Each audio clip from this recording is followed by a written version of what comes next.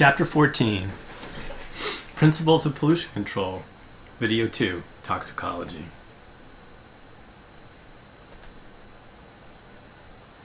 Pollutants that are poisonous or toxic in small amounts are of great environmental importance because they can affect humans or entire populations and ecosystems. Toxicology studies the effects of chemicals that are harmful or fatal in relatively small amounts. About 2% of the thousands of new chemicals produced each year are considered toxic. 70,000 of these chemicals are in use every day. Toxicological compounds can be categorized in three general categories. A carcinogen is a toxin that causes cancer. A mutagen is a substance that causes genetic mutation in sperm or egg cells. There are many mutations that can be caused by toxins. A teratogen is a substance that affects normal fetal development.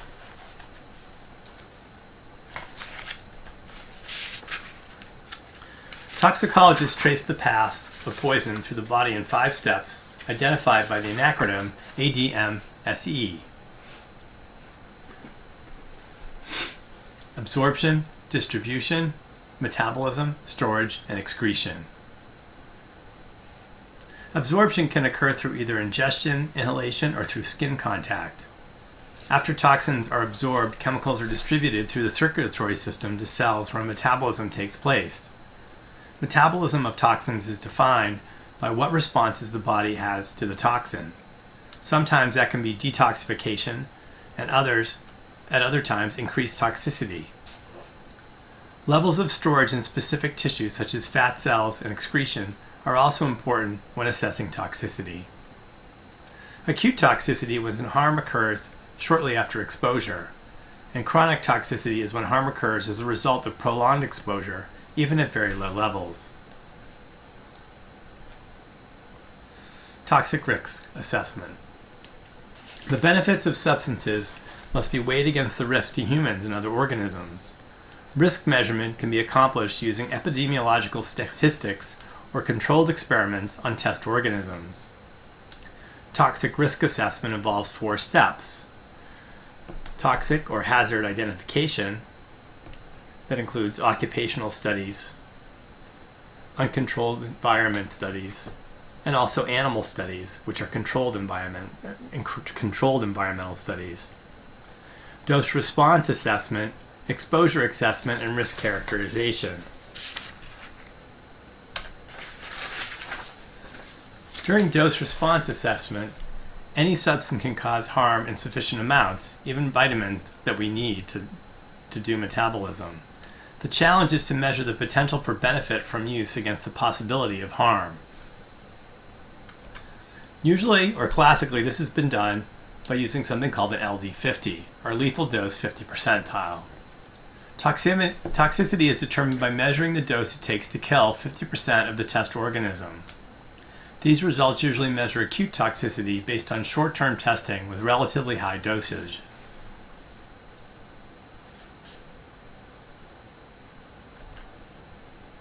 Because of the time and exposure of long-term low exposure testing, predictions of chronic toxicity are often based on acute toxicity results. Such extrapolations may not be accurate.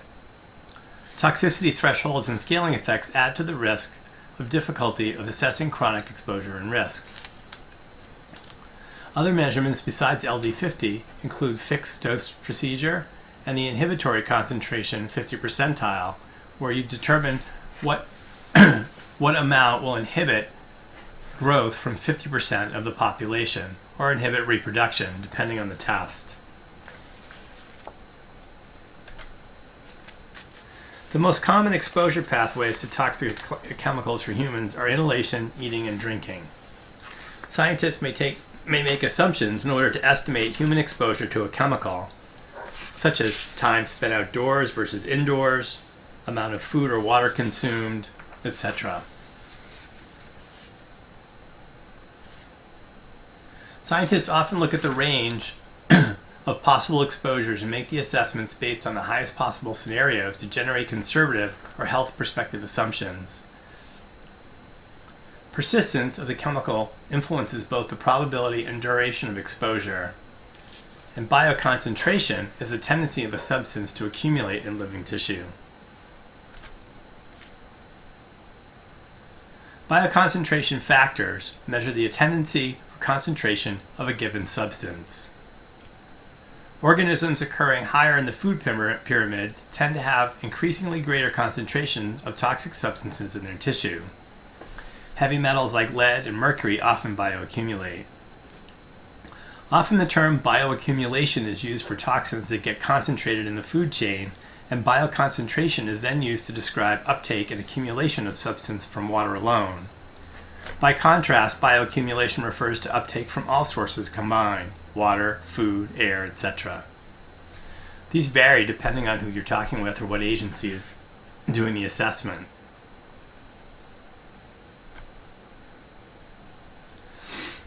All toxins don't act the same in the body. And usually these chemicals are tested individually in test animals, but in reality, organisms are exposed to many chemicals simultaneously. And their interactions can affect the organism in different ways. For example, they may be antagonistic to each other, where the substances work against each other and nullify their toxic effects. There could be additivity, activity, where substances are additive. And there can be synergy, which means more than the sum or two of more toxicities. Examples of synergism include the effects of alcohol with many substances. And in the text, smokers who are exposed to radon gas increasing their likelihood of lung cancer by larger percentages than are additive. We can characterize risk in a few different ways. It's the most complex part of assessment because human emotions, economics, and other social variables are involved.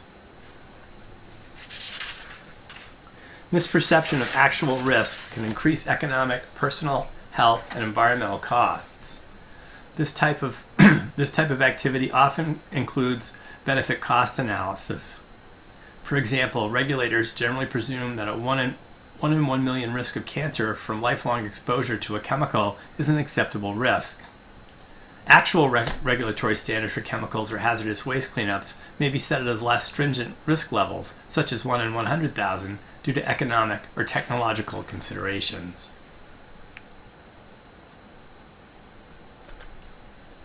Let's look at pesticides as an example. Pesticides are chemicals made to kill organisms other people consider undesirable. People have been using inorganic pesticides for thousands of years, such as sulfur compounds and heavy metals, to control insects and weeds on crops. The wide use of synthetic organic pesticides began in the 1940s.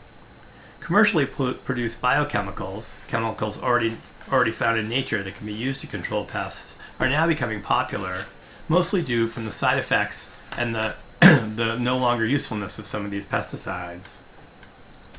Pesticides are named after the target pest: herbicides for plants, insecticides for insects, rodenticides and fungicides, etc. About 45,000 accidental poisonings occur in the U.S. each year.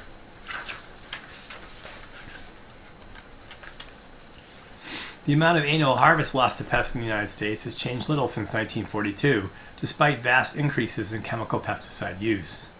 Increasing use of new pesticides has not reduced the number of pests because of human transport of new pests and increasing pesticide immunity to chemicals that are utilized. Let's look at the stages of pesticide evolution. The inorganic pesticides, including sulfur, lead, arsenic, and copper, have been used for thousands of years, but are now generally banned because of their high persistence and non-specific toxicity. Synthetic organic pesticides, which vary in persistence and toxicity, include things like chlorinated hydrocarbon, organophosphates, and carbamates. Herbicides also include things like 2,4-D, dicamba, pentachlorophenol.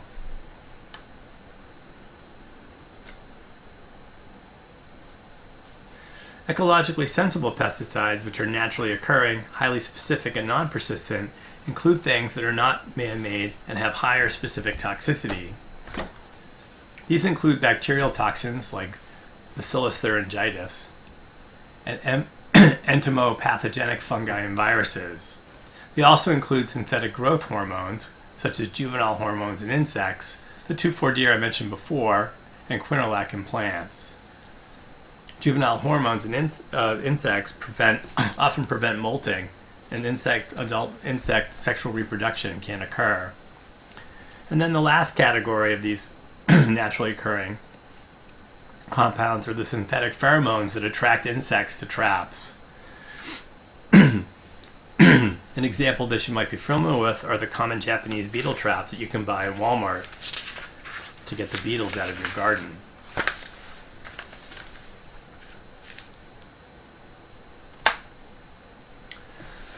Synthetic organic pesticides continue to be widely used because biochemical pesticides are not yet available for many pests. Three major problems limit the long-term use of synthetic organic pesticides. Non-target toxicity, harm to farm animals and people. About 10,000 deaths are caused annually, and residue gets left on food crops.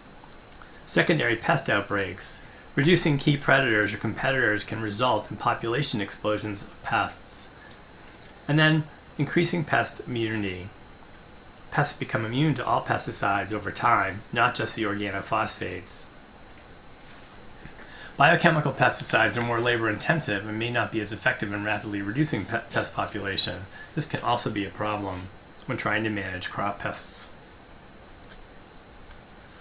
If we look at the example of increasing pest immunity, you can see over time that pesticide-resistant species have increased exponentially since the turn of the century, of the 20th century.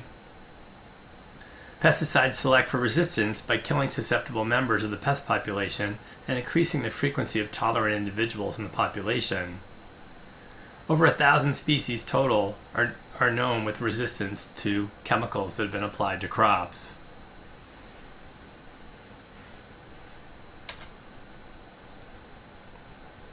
Problems with pesticide use have caused a recent shift in agriculture to integrated pest management, or IPM. Integrated pest management involves setting action thresholds before taking any pest action. IPM first sets an action threshold, the point at which pest populations or environmental conditions indicate that pest control action must be taken. Citing a single pest does not always mean control is needed.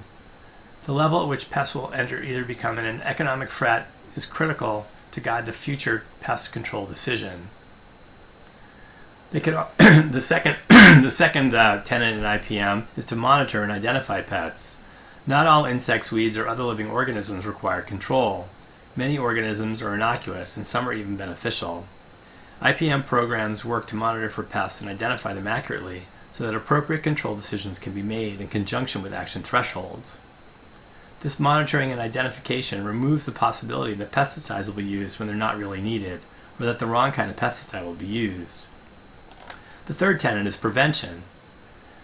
As a first line of pest control, IPM works to manage crop, lawn, or indoor space to prevent pests from becoming a threat. In an agricultural crop, this may mean using cultural methods such as rotating between different crops, selecting pest-resistant varieties, and planting pest-free rootstock. These control methods can be very effective and cost-efficient and present little to no risk to people or the environment. And finally, control. Once monitoring, identification, and action thresholds indicate that the pest control is required and preventative methods are no longer effective or available, IPM programs then evaluate the proper control method both for effectiveness and risk. Effective, less risky pest controls are chosen first, including highly targeted chemicals such as pheromones to disrupt pest mating, or mechanical controls such as trapping and weeding. If further monitoring, identifications, and action thresholds indicate that the less risky controls are not working, then additional pest control methods would be employed, such as targeting spraying of pesticides. Broadcast spraying of nonspecific pesticides is a last resort. So IPM is another example of the efficiency of source reduction. moderate control of pests and IPM create greater profit margins than a more intense pesticide use, which costs a lot of money.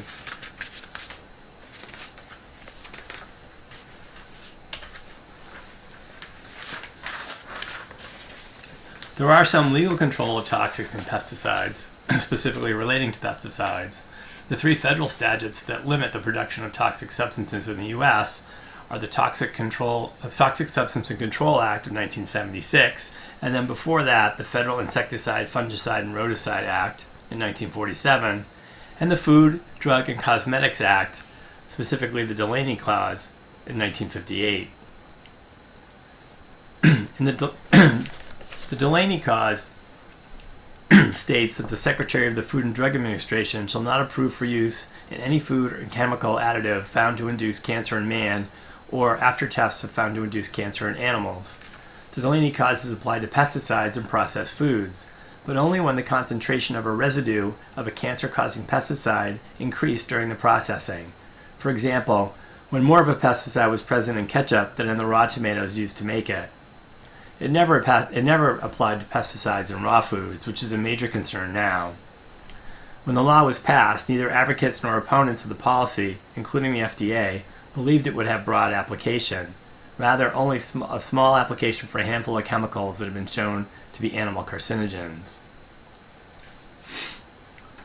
Toxic torts are lawsuits filed by individuals against manufacturers because of harm from exposure to hazardous chemicals, usually based on one of these 3 laws. Finally, you could have industrial accidents with pesticides and toxic chemicals. The poster child for this is the Bhopal disaster in the 1980s. If we go back to the first chapter of the book, we could talk about how the precautionary principle should be used in deciding whether a toxic substance should be manufactured before we play roulette with health and the environment. In this video, we talked about how concentration and toxicity are related. We defined what a toxin is and how they're characterized. We also talked about what ADMSE does and stands for. We should be able to describe the 4 steps to toxic risk assessment in some detail. We should also know what the ways are that chemicals can affect us and interact in the body. We need to know what a pesticide is and what are some of the issues with their use, and what the alternatives to synthetic pesticides are. Specifically, how does integrated pest management work? What legal tools are also used to keep the public safe from pesticide exposure?